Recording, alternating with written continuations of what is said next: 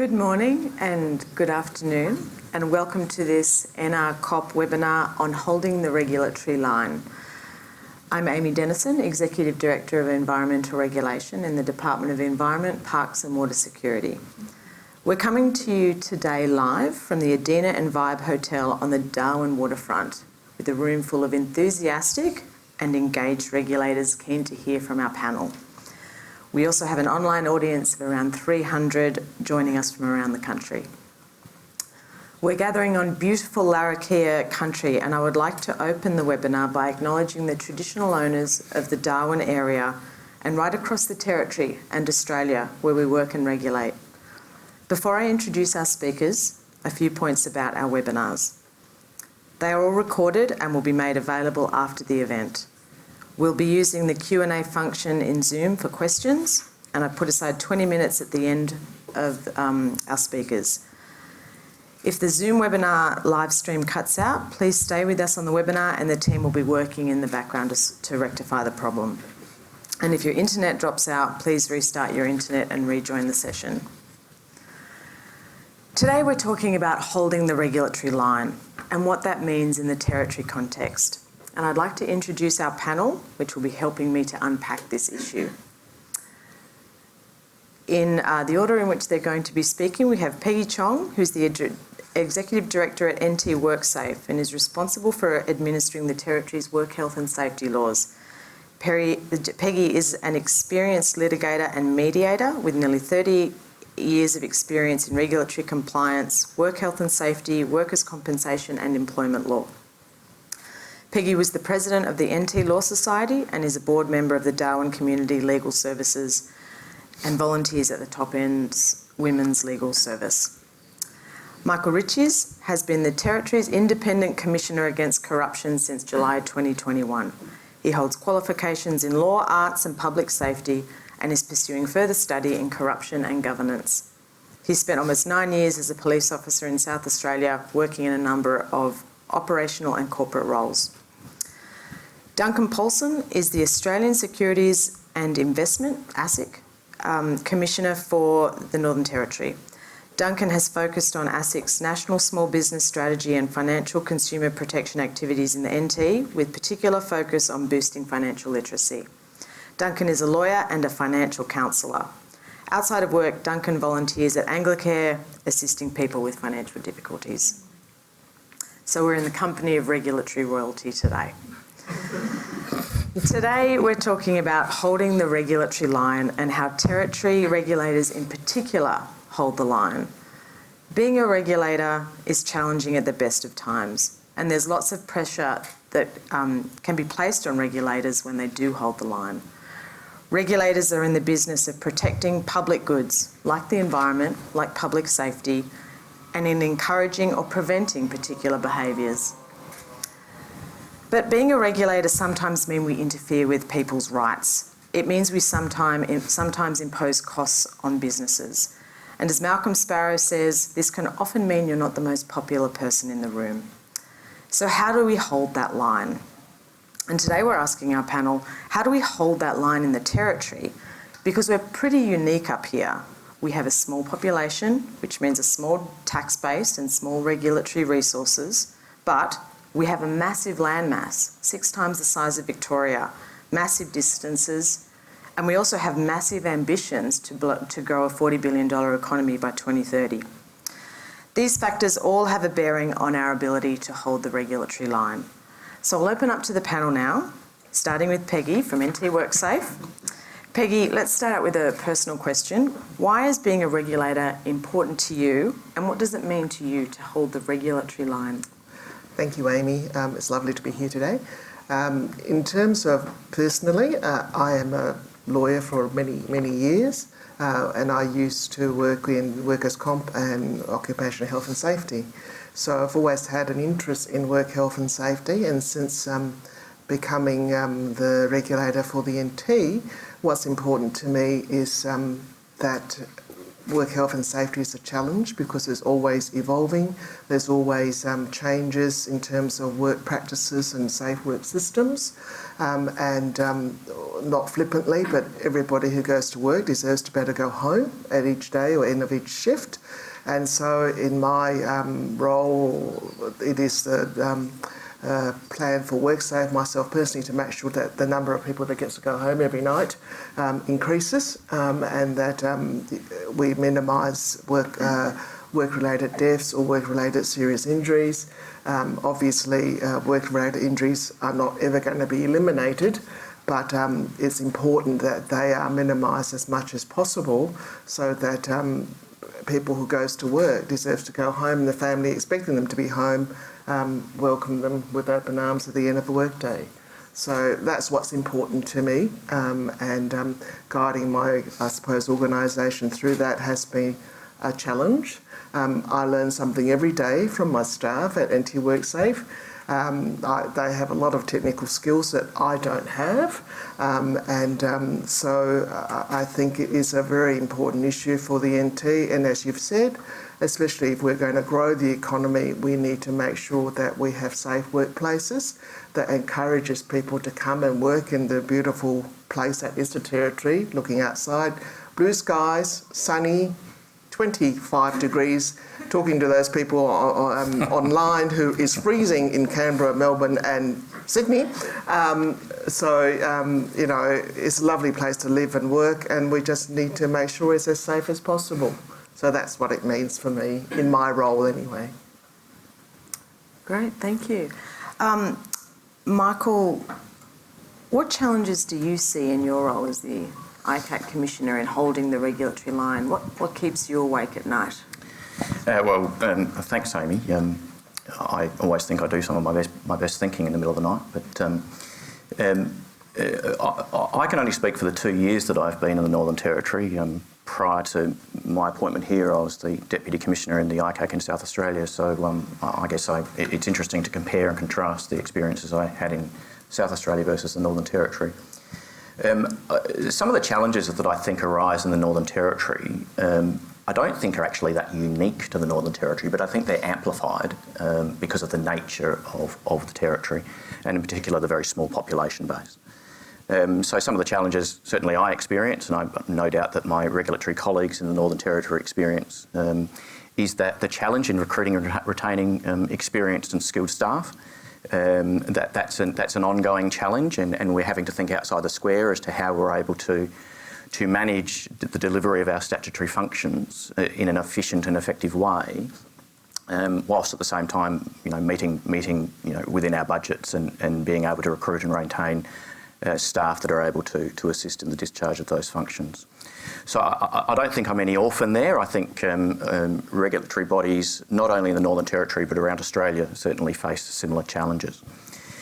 For various reasons, ICACs in particular tend to attract a lot of scrutiny, and I certainly don't shirk from that. I think that's something that regulatory agencies ought to embrace, but at the same time, I have to be mindful about my own staff and the impact that kind of scrutiny can have on my staff.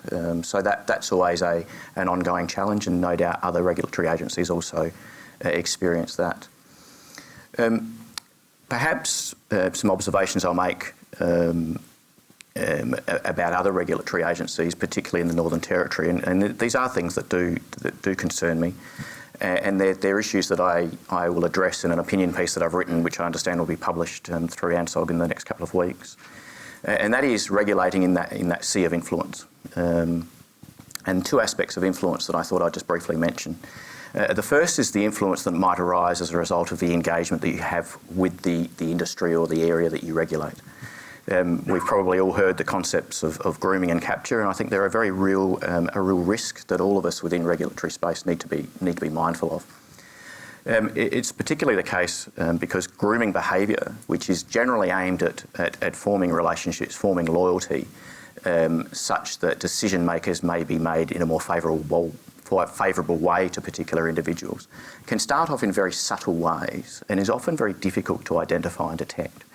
And certainly in my experience in South Australia, we observed a number of occasions where persons in regulatory environments, it was quite clear that they were being engaged in a way that was indicative of a grooming type relationship. Simple things like starting off with familiar nicknames, developing loose social relationships, offering of small level hospitality, small gifts and the like. And of course the ultimate consequence is where we end up with something called capture, which is that the regulator is in a position, or the person who's able to make a regulatory decision is in such a position that there is a perception of loyalty such that it is actually interfering with objective regulatory decision making. And that is something that all of us need to be particularly mindful of when we go about our business in regulating. Part of regulating industry is forming relationships with industry members. There's no question that that's an appropriate thing to do. A lot of regulators have a dual function, one to enforce but also to educate. And of course the way that we educate is to engage, and by engagement we have to form those relationships. But we have to be very careful about how those relationships are formed to ensure that we're not getting to the point where our regulatory decisions may be compromised by the nature of those relationships.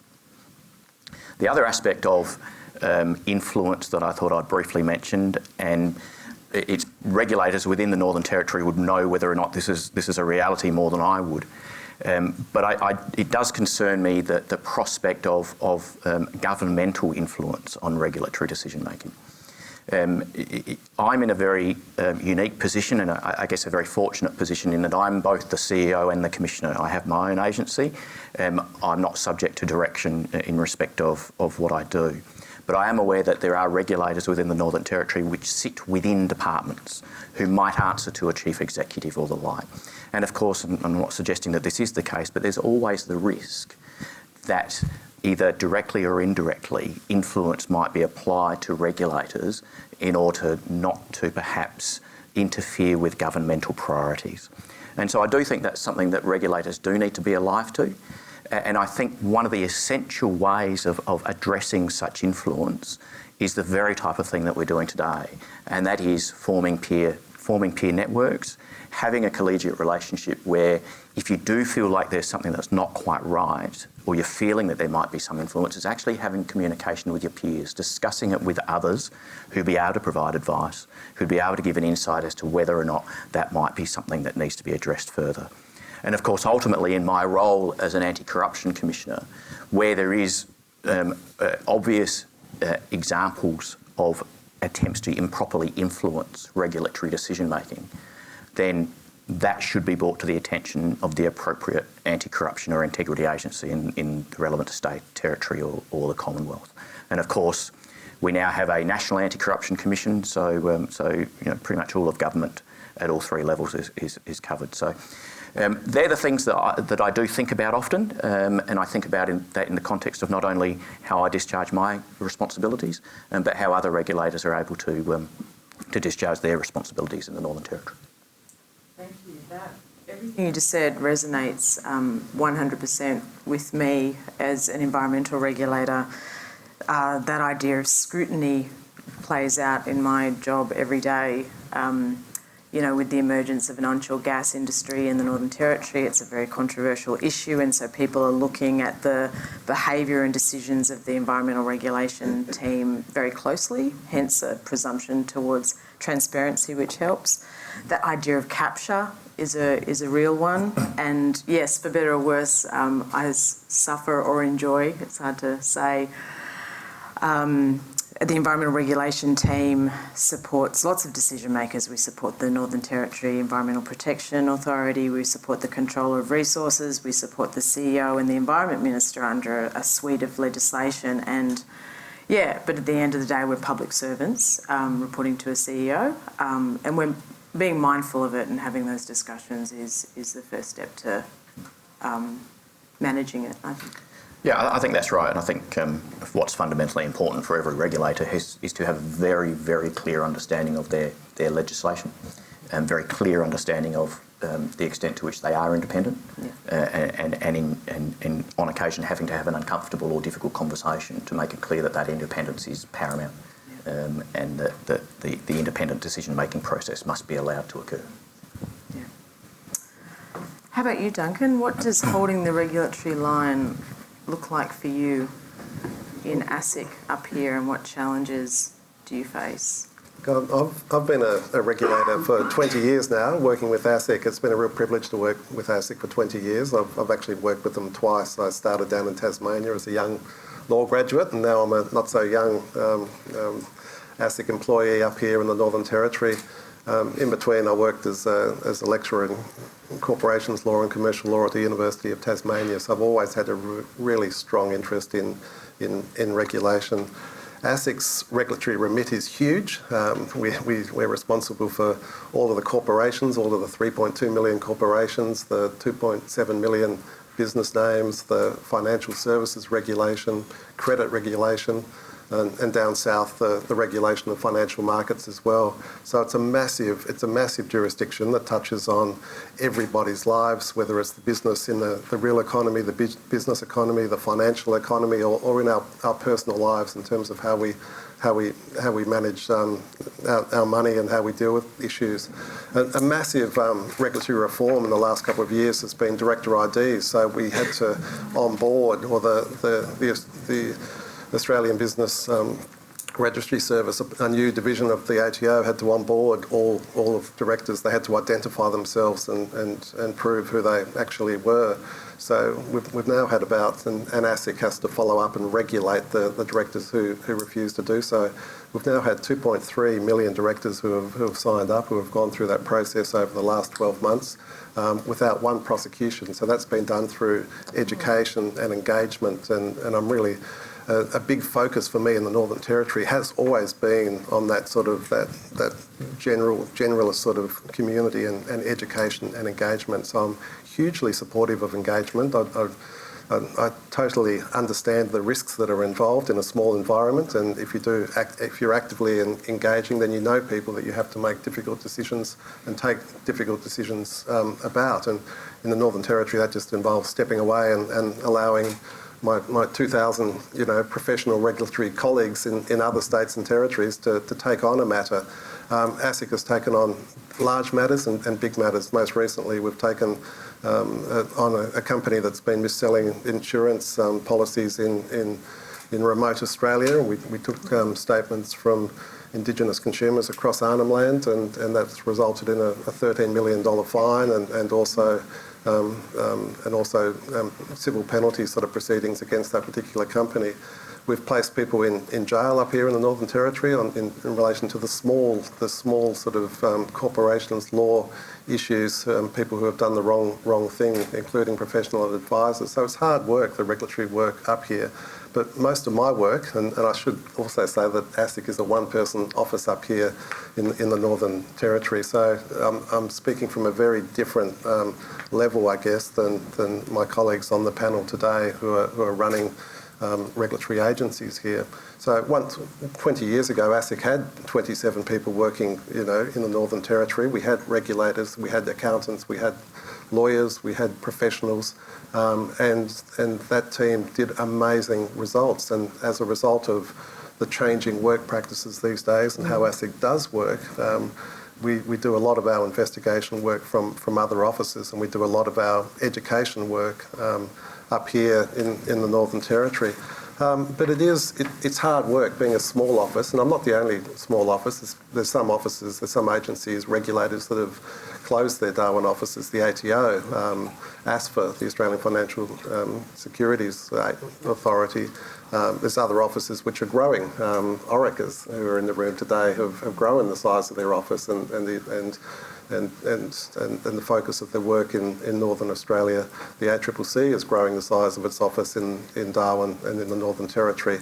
But it's hard work, the engagement, the regulatory engagement, and actually providing good feedback to the stakeholders that you engage with. Meaningful engagement and getting the valuable intel from the community and sharing that within ASIC. That's hard work for a regulator. But most of my most of my focus as a regulator has not been the prosecutions, or if they have been prosecutions, they've been the really small strict liability offences where company directors might be involved in a company that fails, and for some reason they don't assist the liquidator, they don't hand over the books and records, or they don't complete the information that the liquidator requests. They're just strict liability offences that get prosecuted regularly in the Magistrates Court throughout Australia.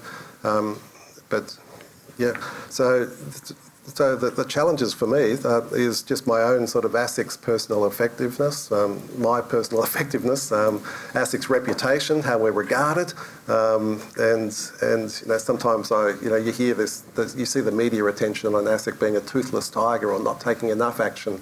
It's a really hard environment to please everybody. You get criticised for the action you take, and you get criticised for not taking enough action, and you get criticised for being too slow in the action and not providing a running commentary on what you're doing in terms of the long-term matters up here. So it's a really, it's a difficult, it's difficult in that sense, but it's a real privilege to do the work that we do. Do you have personal skills or mechanisms you put in place to deal with that criticism and that constant pressure that's applied to us as regulators? Look, we've got really good leadership within ASIC in terms of how ASIC's 2,000 sort of professional regulators deal with the criticism. There's 2 parliamentary inquiries happening at the moment facing ASIC. One's in terms of how we deal with complaints of misconduct and conduct our investigations. The other's in relation to how we deal with insolvencies in Australia. But over the last 10 years, I think there's been 10 inquiries and negative sort of media attention. We just recognise that it's difficult work, and we celebrate the successes and we celebrate the work that we do. So if you read ASIC's current submissions to those 2 inquiries, it's a really impressive array of work that's being achieved. And sure, there's always one of the reasons we're here today is there's always areas for improvement for us as individuals, for agencies, and that's why we're here today with the launch of this new chapter and sharing information. I guess the other way I deal with it too is collaboration. In the end, Northern Territory, the regulators collaborate and have for a while, and I can see in the room today OREC, I can see in the room today the Fair Work Ombudsman, the other regulators. So we work together, we face similar concerns, we share office space, and so that's how we manage those pressures as well. Yes, we need to do more of that, leaning on and learning from each other as territory regulators. As you say, regulators belong to the half of government that isn't often thanked, which is often when you read Malcolm Sparrow's books, he talks about the 2 halves of government, and one of them is the service providers, the educators, emergency response, doctors and nurses, and then there's the regulators, and you're often happier to have one and half of government visit you than the other. Speaking of which, people are probably as excited to get a visit from NT Worksay as they are from the EPA. So, what do you consider to be the major challenges being the WorkSafe regulator in the Territory, Peggy? Thanks, Amy. Look, it is difficult because within WorkSafe we have various sections. So we have teams that do the guidance and the advice work to try and assist in the promotion of taking the right actions, the right steps towards achieving work health and safety. And then we have another team that enforces or look at compliance. So we're sort of, the front and the back of the same sort of entity. So when we go and enforce compliance, responding to incidents or notifications and safety concerns, we have a different hat on. And then there's the other different hat. I probably suffer from multiple personality disorder.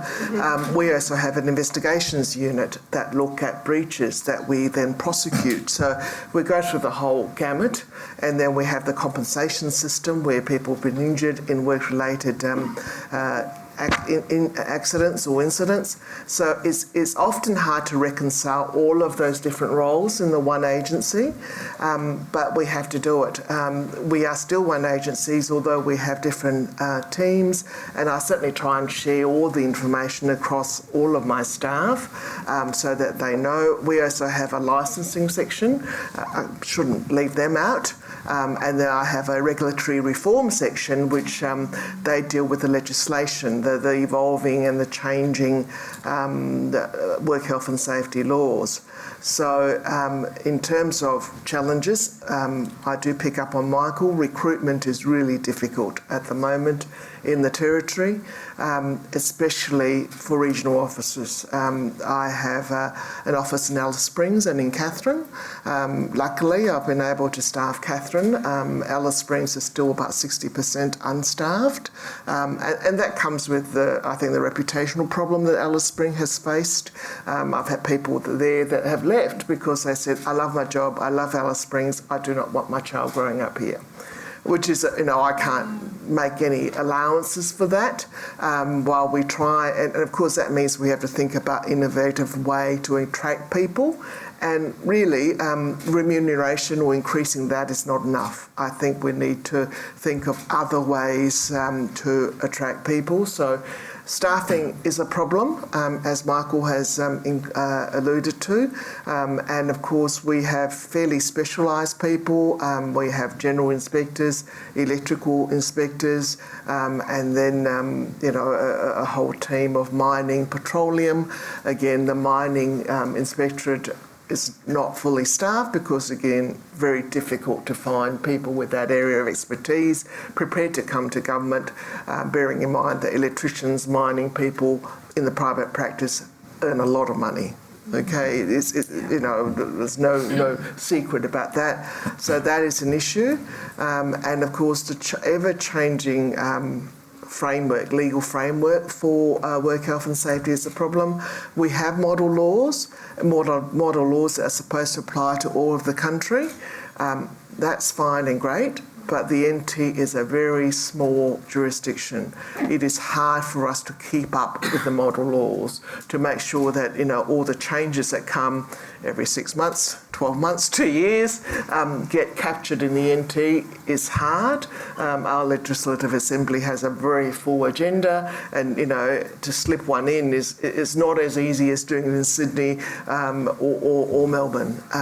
Keeping up with those changes is a difficult thing for a small jurisdiction.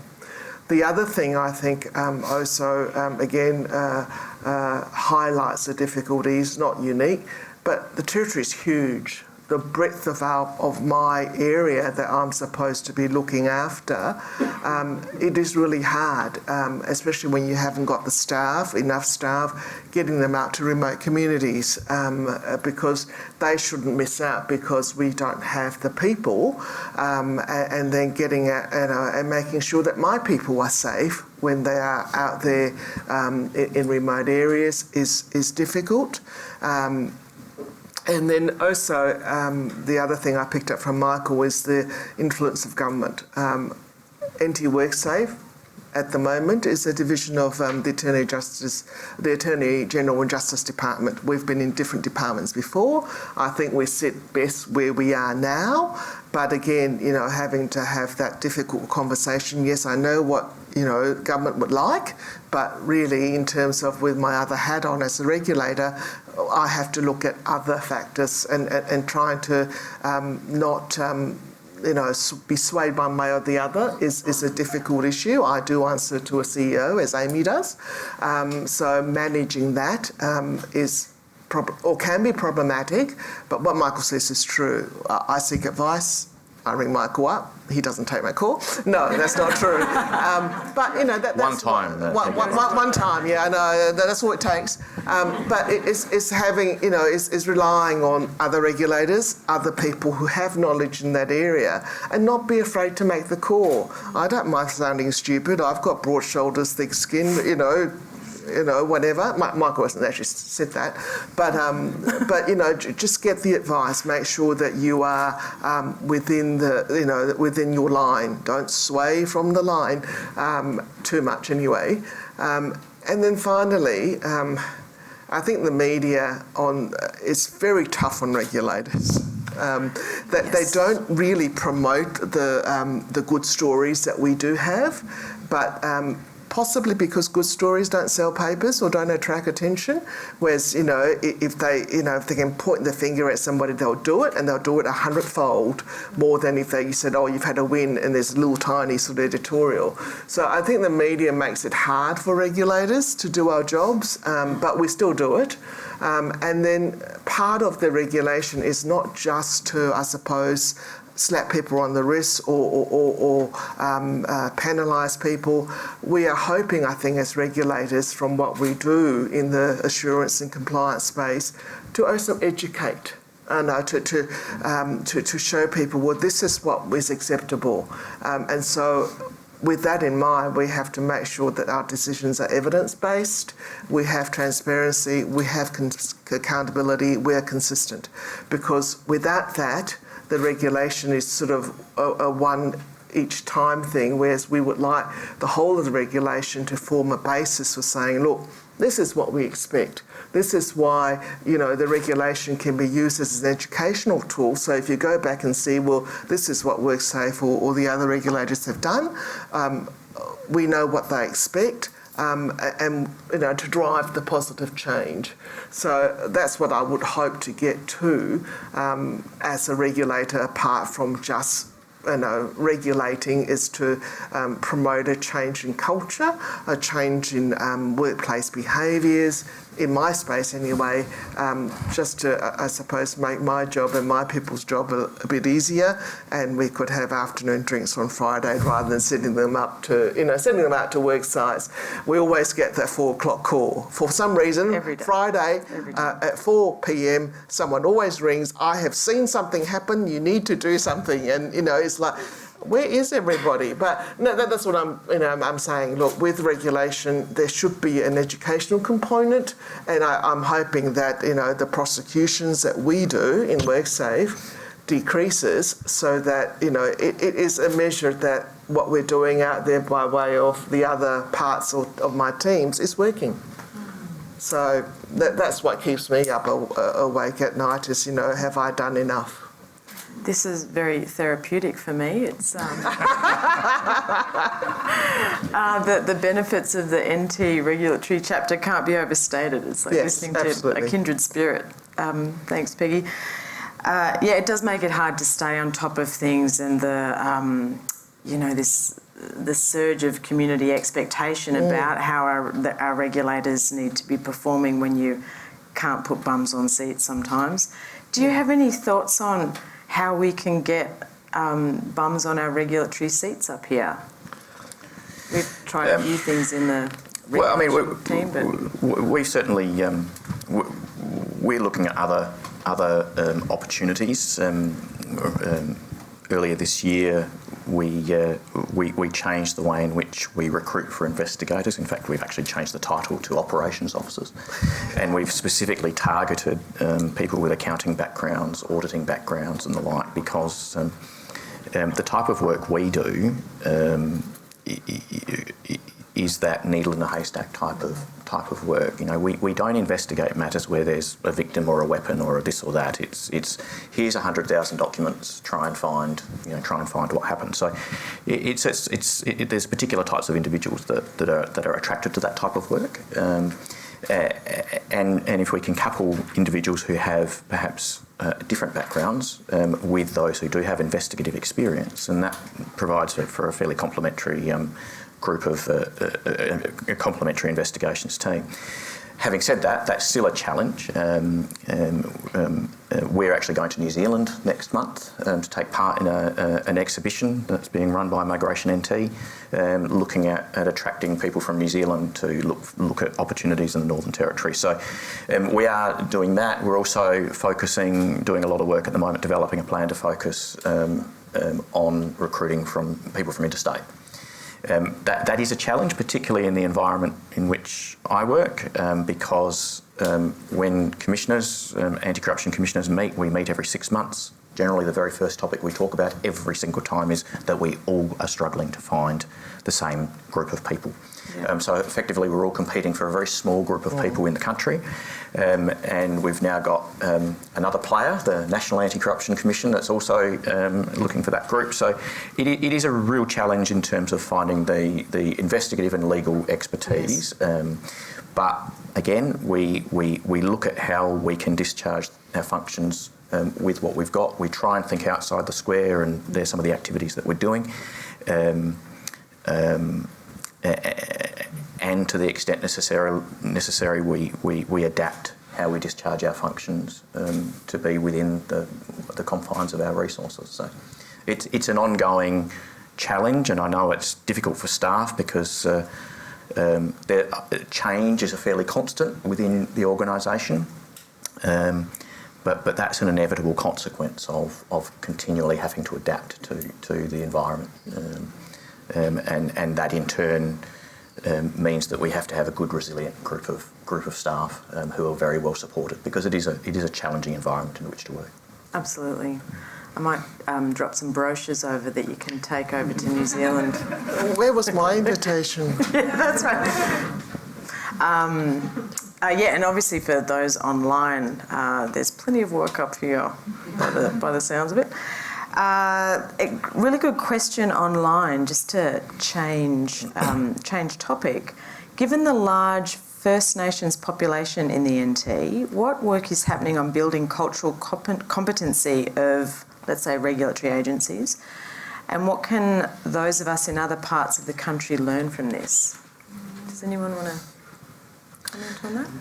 Well, certainly, since I've been the Commissioner, all of our staff have undergone cultural competency training. We've also had sessions delivered by interpreters. Stephanie Hawkins, who's actually in the audience, is our Director of Prevention and Engagement, whose background is living and working in remote communities with First Nations individuals. So she's been a fantastic addition to the organisation. Have we done as much as I'd like? Of course we haven't. Again, we address things as best we can with our resources. Yeah. But I will have the opportunity to give a plug that the ICAC in Northern Territory will be hosting the Australian Public Sector Anti-Corruption Conference in July next year, and I expect one of the themes will be working with First Nations organisations. So I certainly encourage people to keep the 29th to the 31st of July free. It'll be in Darwin at the Darwin Convention Centre, and I suspect that there'll be a lot of discussion about working with regulators, working with First Nations organisations. Cultural competency is continuing professional development for me personally. Last year, I took sort of 6 weeks leave from ASIC, and I based myself out volunteering for Anglicare in Nhulunbuy, and I just wanted, even after 20 years of work in this space, I just wanted to learn more, to be more competent, basically, and learn from people who I admired who are working in that space. I worked with Anglicare in Nhulunbuy and also Wenelli, Palmerston and Ludmilla. But a quick shout out to a dear colleague in the OREC office, and Hannah Rowe, who leads OREC's, the Office of the Register of Indigenous Corporations across Northern Australia, and also her colleague Sid Mickles, who's here today. So I have learnt so much from Hannah and Sid and other regulators and Australian public servants who are just dedicated to working in this space. My ASIC doesn't actually have an office in the Northern Territory anymore. I've got a single desk, and that's based within the National Indigenous Australians Agency. So the learnings you get from sitting in a building where you've got a number of Commonwealth Government agencies doing extreme work in terms of important work in terms of First Nations Australians, the learnings are happening every day. I don't want to be left out.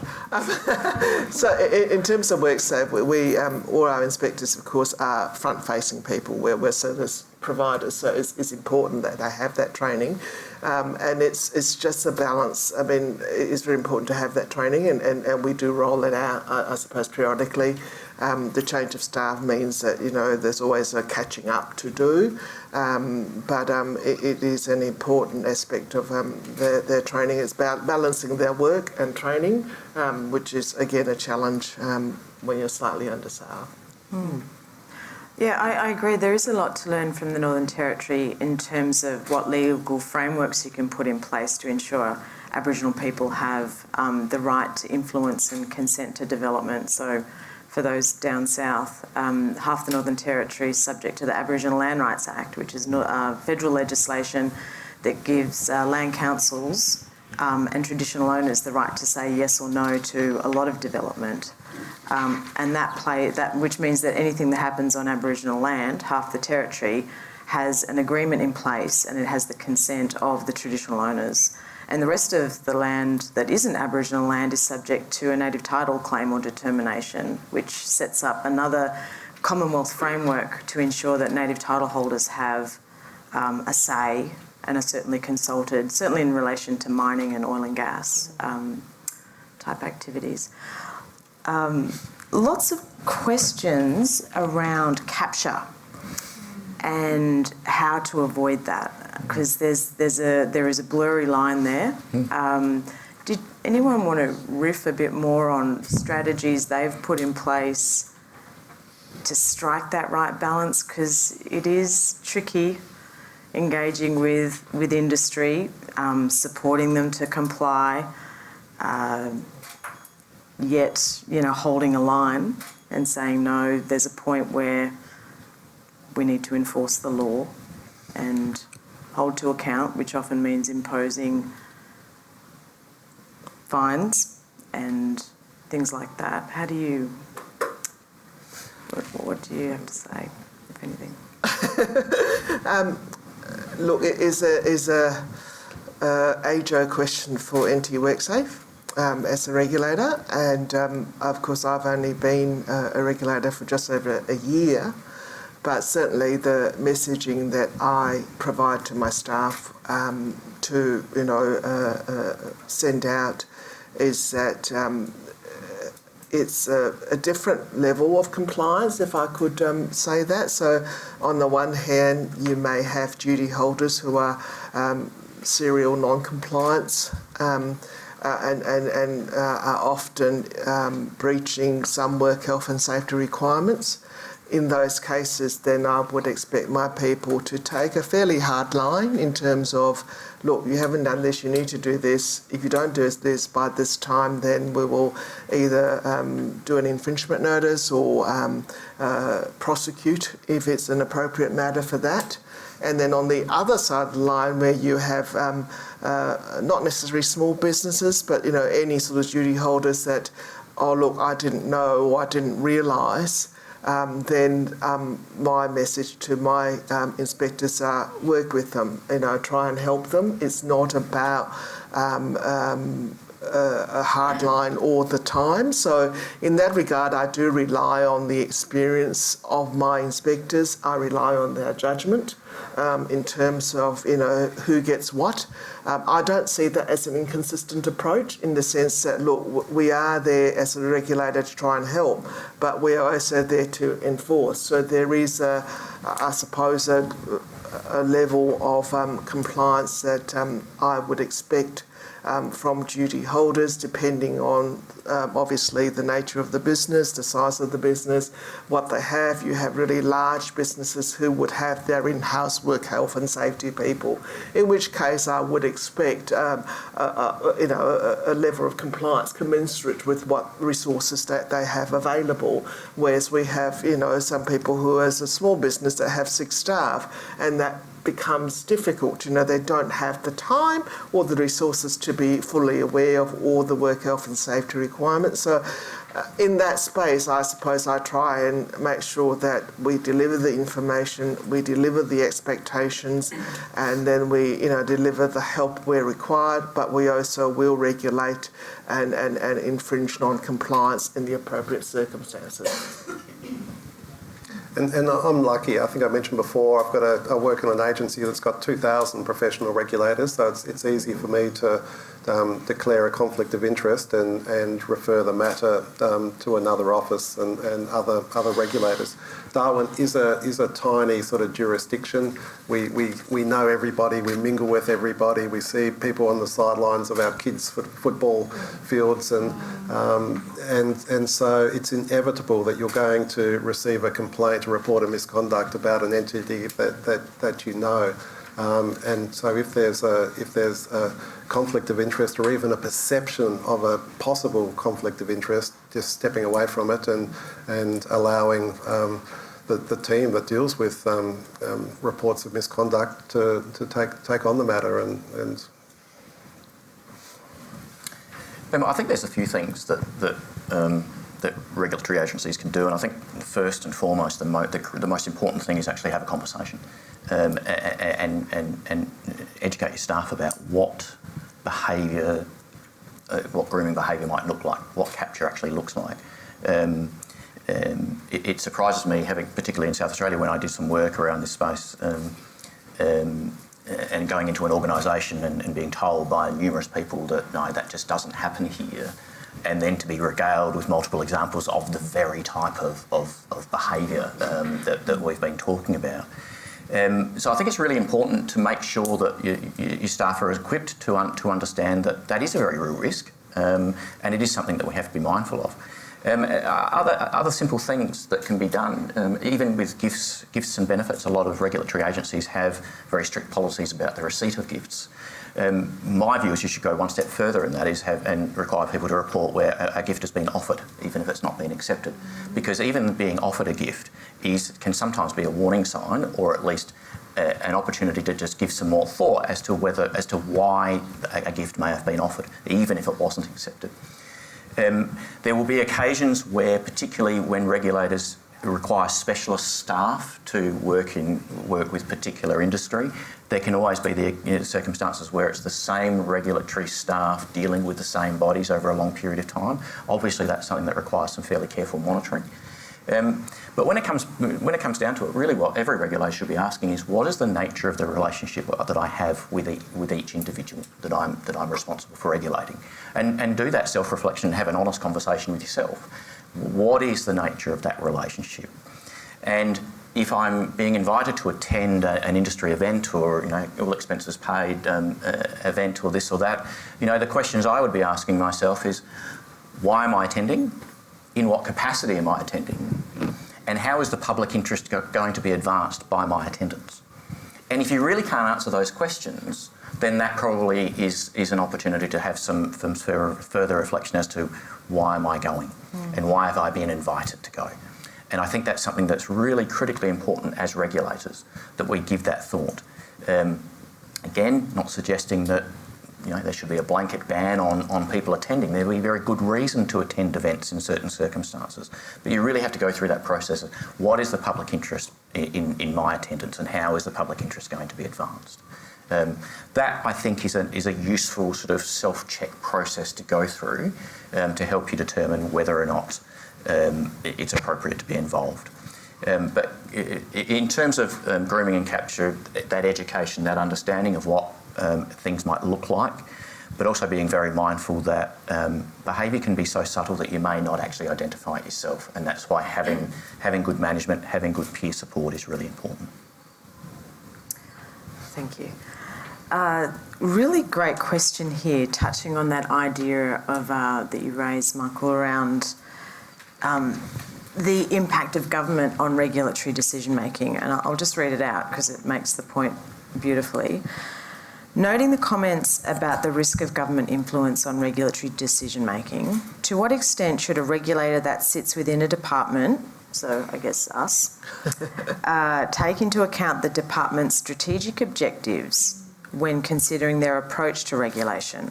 For example, in the context of animal welfare legislation administered by primary industries departments, to what extent should inspectors enforcing the legislation, or policy officers working to reform the laws, which is a bit different, but yep, take into account a department's strategic objective to protect and promote the industry, In some cases, the objectives align, but in others, there is a direct conflict.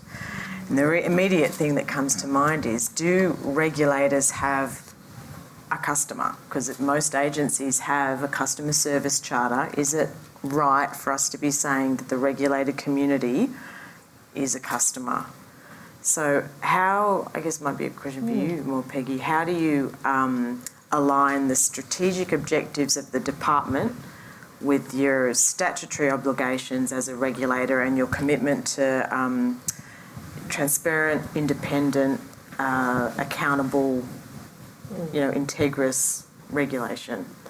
I think I'm very lucky because the strategic plan or focus of the Attorney General and Justice Department does align with that of NT-WorkSafe. We, of course, have our own strategic views and they don't clash in the sense that, what we are trying to achieve in terms of compliance, legal and safety and what have you, fall within the strategic initiatives of AGD. I think if they do clash, I would have to have a conversation with my CEO as to how we can manage that. Yeah. Because, if it's a clash that cannot be managed, then could it be that we shouldn't be in that department? For example, I'm lucky I don't have that clash because I did check that out before I took the job, just to make sure. So we do fall in terms of the people focus, the service focus, the legal focus. We do align, but I suspect if the clash is irretrievable, then there is a difficulty in terms of that division being within that department. But I would defer to Michael on that. It's a very interesting question, and it's no doubt a question that is probably echoing amongst many of the people that are listening in today. My approach would always be to go back to first principles, because in the end, when a regulatory decision maker makes a decision, they're making an administrative decision, and so we just need to go back to basic administrative law principles. And a fundamental principle is only taking into account relevant considerations and disregarding irrelevant considerations. The question then arises as to what extent is governmental policy a relevant consideration? There's no single answer to that. I mean, I can't say it is or it isn't. It really depends on the nature of the on the nature of the policy and the nature of the decision to be made. But the question has to be asked, is it a relevant consideration that goes towards the administrative decision that I'm making? And some guidance will be gained by the legislation under which a decision is being made. Looking at the purpose of that legislation, the objects of the legislation may assist to inform the extent to which things are a relevant consideration. It's a very good question. That there's not a straight, simple answer to that. But I think going back to those first principles is always a good starting point. Did you have any reflections on that, Duncan? No, I think I'm lucky being a mid-level, ASIC regulator. That those decisions are for the ASIC Commission. But I am interested that at a Commonwealth government level, you often see a sort of a statement of expectations from the government in relation to a regulator, and you can read those statement of expectations and also read the regulator's statement of intent. So that's always really insightful to read those documents. Yeah. So I guess picking up on that theme a bit more, a comment here that I've just lost. Where'd it go? Oh, yeah. It's great to see ICAC involved in the NRCoP seminar. Is it useful to think of anti-corruption functions as the regulator of the regulator? It's like, I've got enough scrutiny, I don't need you to. What is the best way we can ensure we are indeed holding the line? So, yeah.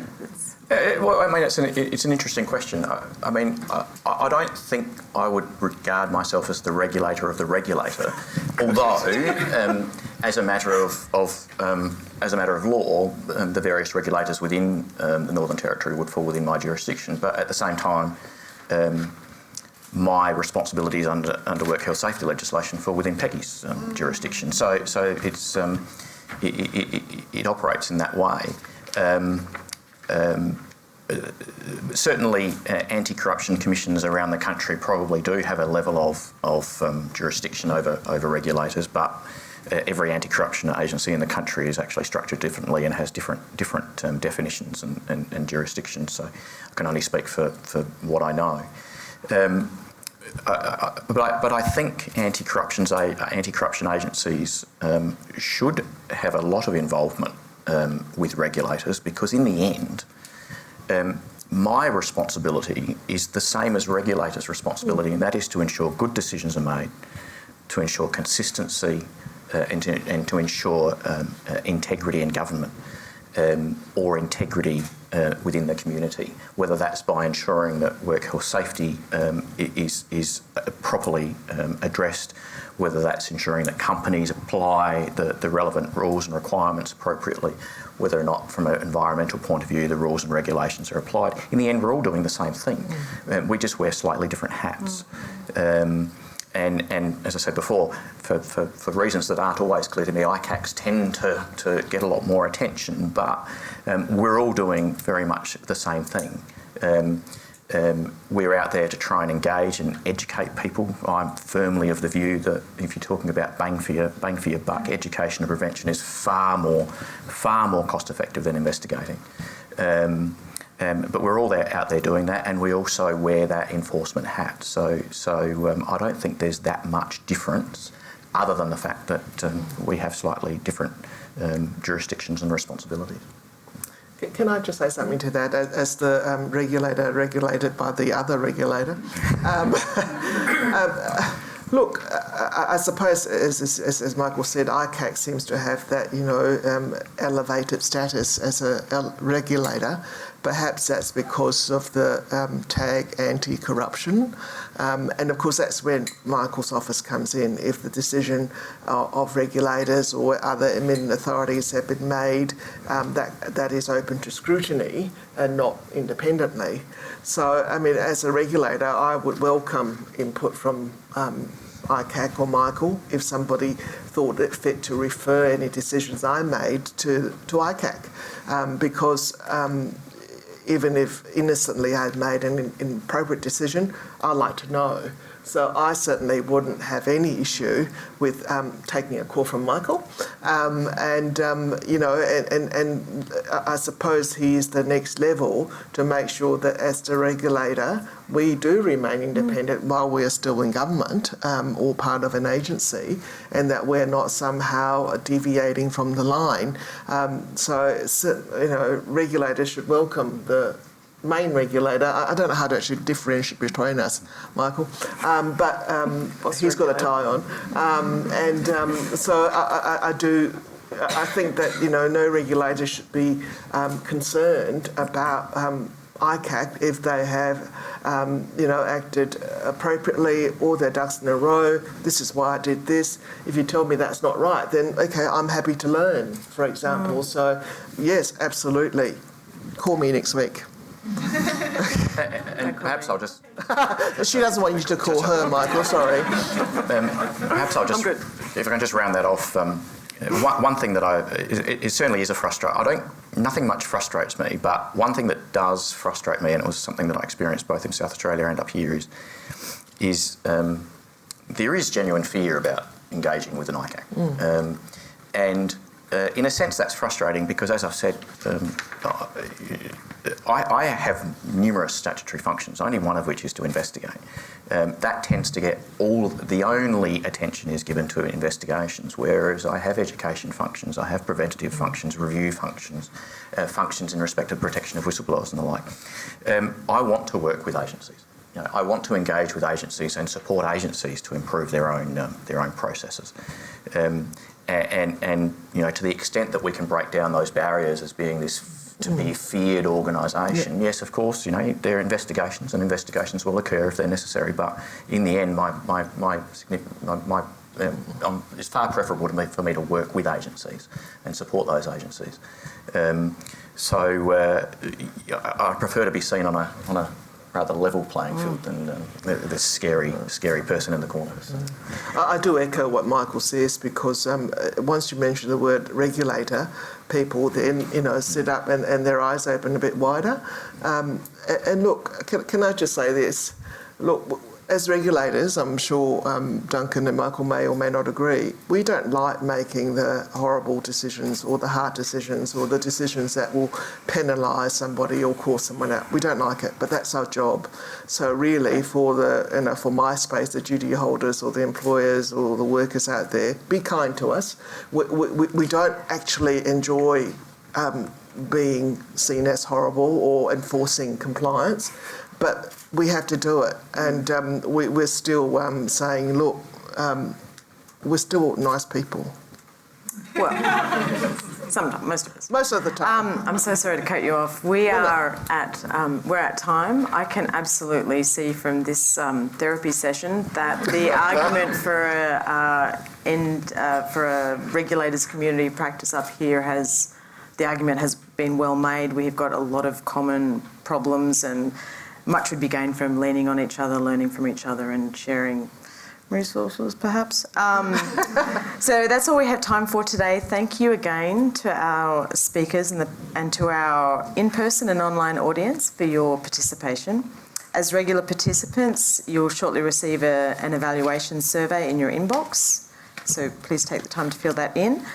Our next event is the NRCoP National Conference on the 21st and 22nd of September in Melbourne. It's bigger and better than ever, with Malcolm Sparrow and Adele Ferguson as the keynote speakers, and an incredible array of panels and workshops, and there's still time to register. So thank you for joining us today, and keep holding the regulatory line.